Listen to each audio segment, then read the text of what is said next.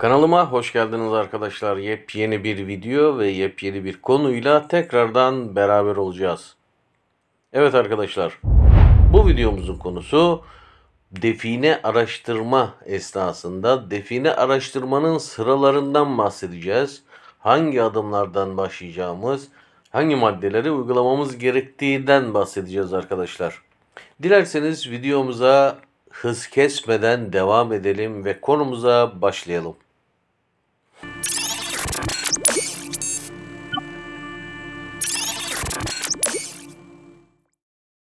Evet arkadaşlar, dediğimiz üzere konumuz define araştırma sürecindeki sıralama. Son dönemlerdeki define meraklıların nereden başlayacağını bilmeyip hep tersten başladıklarını gördükçe ve bunlar yaşandıkça böyle bir video hazırlamayı gereği duydum. Umarım beğenirsiniz. Gelin isterseniz hep beraber define araştırma sıralarından madde olarak başlayalım. 1. Defineciliğe giriş yapmış kadronun ilk başlayacağı iş define işaretleri bulmaktır. 2. Yüzey araştırması. Mevcut işaretlerin artık yeri biliniyor ve buna paralel olarak işaret uzmanları yüzey araştırmasına başlamalı. Aynı bölgede bu bazen 2-3 gün sürebilir. 3. Yer tespiti.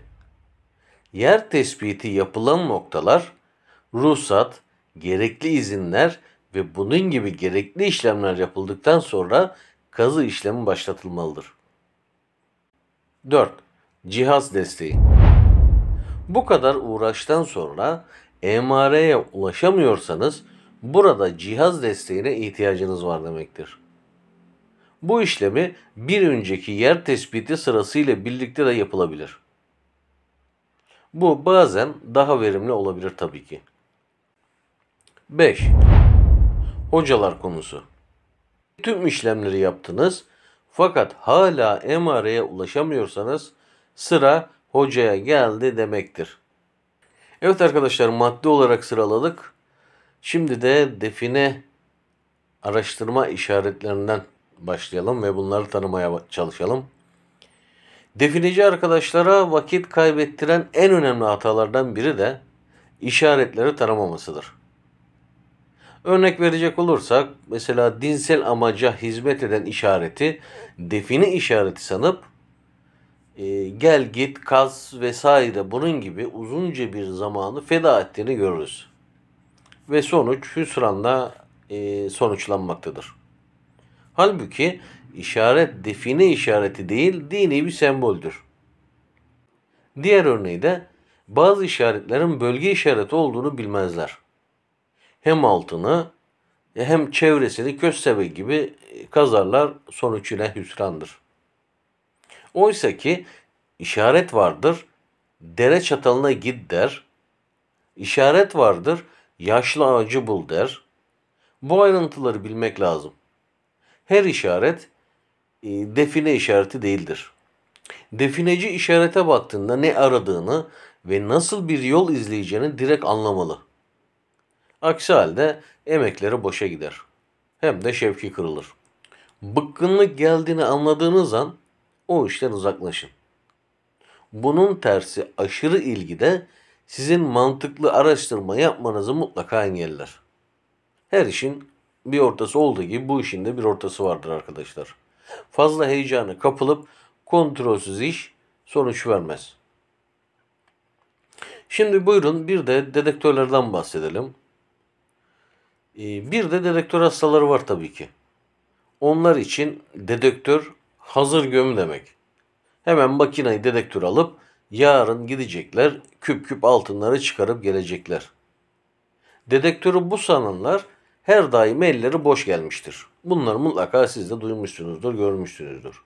Her zaman söylenir. Bir dedektör direkt define bulmaz. Sadece kişinin define bulma şansını arttırır. Kişinin define bulma şansı %5 ise bu dedektör sayesinde bunu %20'ye çıkarabilir. Aslında bu da iyi bir ortalamadır. %5 demek 20 kazıdan birinde başarı demektir.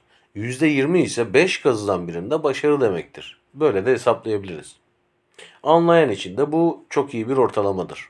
Ama dedektörün varsa kesin define bulacaksın diye bir kaide de kesinlikle yoktur. Bunun en kısa anlatımı ise dedektörü olan kişinin define bulma şansı olmayandan daha fazladır. Bu isterse 1000 TL'lik VLF yani tek para dedektör olsun, isterse 10.000 liralık bir dedektör olsun hiç fark etmez. Bir de hocalar konusu var arkadaşlar. Bir de bu hocalar konusuna değinelim isterseniz. Şimdi öyle bir enteresan bir konu var ki son dönemlerde kim defineciliğe başlıyorsa veya daha önce de başlamışsa fark etmez.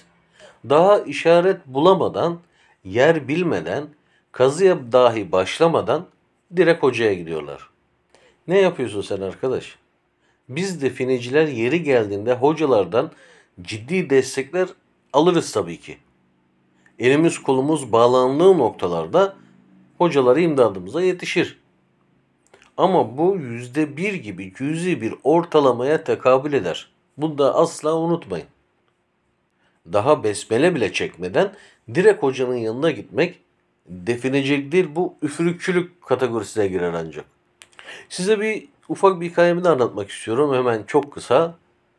Hiç ummadığım bir dostumun define hastalığı başladığını duydum. Aradan fazla geçmedi. Biz bununla denk geldik. Selamun aleyküm, aleyküm selam. Hemen muhabbet başladı tabii. Dedim ya arkadaş, bu hastalık sende yoktu, hayırdır? Nereden geliyor bu? Kendisi de cevaben, bizde bir hoca var. Tuttuğunu koparır. Yeni bulduk. Önceki hocadan iyiydi. İstediği yere 3 harfleri getiriyor. Biz şimdi bu hocayla iş yapıyoruz. Yeni hocayı bulduk. Yeni hocayı bir gör, adam oturduğu yerden her şeyi biliyor. Ama tabii arkadaşımın anlatırken haliyle saygı gösterdik, dinledik. Ama bir an önce de Sadet'e gelip nerede kazı yaptılar, hangi işaretler vardı, hoca hariç başka dayanakları nelerdi, jeofizik cihaz desteği aldılar mı?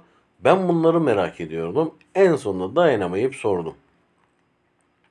Arkadaş ne yaptınız? Gittiniz, geldiniz, bir şeyler bulabildiniz mi? Bir şeyler çıktı mı? Yok dedi.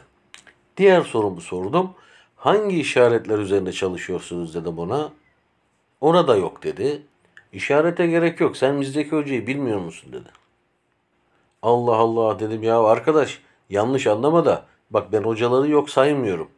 Lakin bu iş biraz bilimsel tarafı da olmalı. Mesela işaret, cihaz, makina bunun gibi imkanlardan sonra alamazsan hocaya gerekli olduğu emareler ortaya çıkarsa o zaman hoca çağrılır. Siz de araziye çıkmadan oturmuşsunuz hocayla definecilik yapıyorsunuz dedim. Verdiği cevapta alamama gibi bir durum olmaz. Sen bizim hocayı bilmiyorsun. Bir görsen tamam dersin. Ondan sonra anladım ki kafa iyice uçmuş. Ben ne desem boş.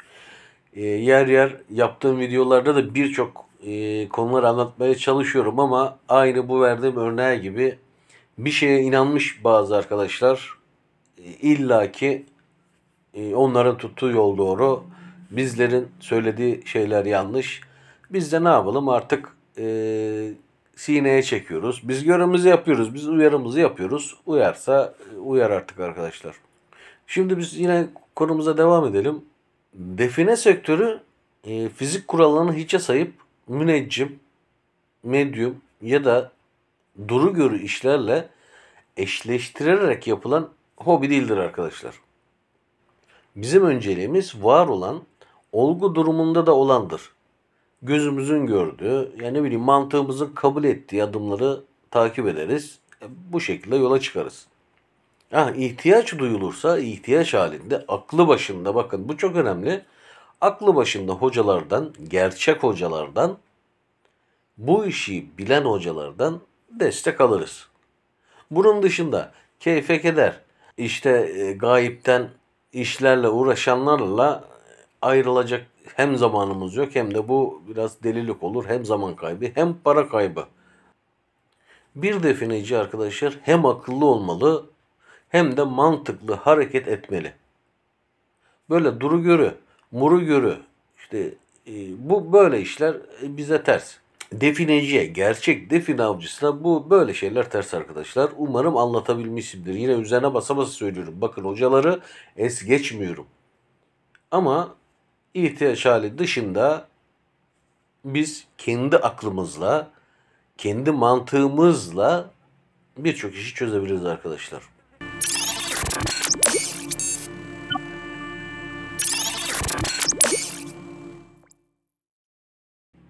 Evet arkadaşlar, umarım bu video faydalı olmuştur. Umarım anlatmak istediğim bazı şeyleri ifade edebilmişimdir. Arkadaşlar, kanalıma henüz abone değilseniz kanalıma abone olarak bana en büyük desteği olursunuz arkadaşlar ve özellikle videonun altına soru, öneri ve görüşlerinizi mutlaka yazın ve mutlaka beğen butonuna tıklamayı ihmal etmeyin arkadaşlar. Bu videoyu beğenin ki bu video birçok kişiye ulaşsın, birçok kişinin karşısına çıksın ve bilgilensin. Evet arkadaşlar, bir sonraki videomuzda tekrardan görüşmek ve buluşmak dileğiyle. Kendinize iyi bakın, sağlıcakla kalın.